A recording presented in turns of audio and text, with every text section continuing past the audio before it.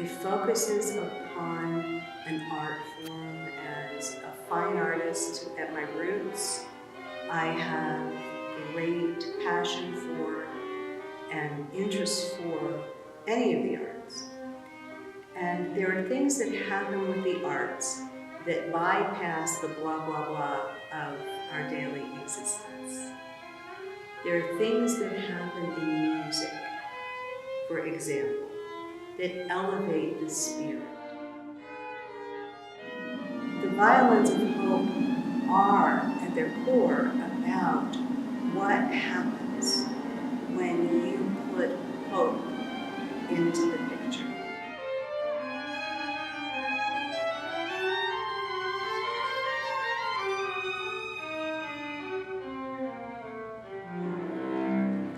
Exactly what the Violins of Hope is.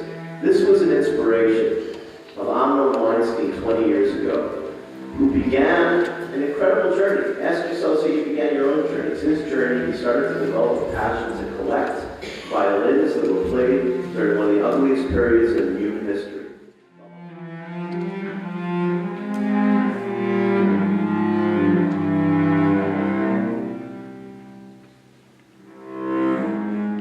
Well, the Holocaust represents the worst and the ugliness of mankind. These instruments that we are about to hear, these violins and stories of those that play them, they show us the depth of character, the strength and the resiliency, and indeed the beauty that we possess. These violins are not just reminders of the Holocaust. These violins are testaments to the strength and the power of collective.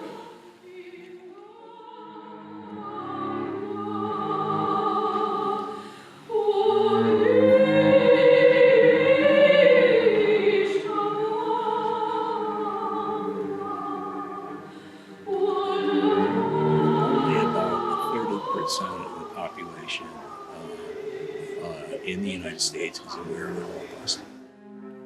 You know, yesterday we had a student hand a card in, and the question was, what is World War II? And the further we move away from those points in history, the more we forget. So programs like this make a difference, and they realign people with history so that we, of course, can learn from those lessons, hopefully, and it just reconnects them to the humanity of it.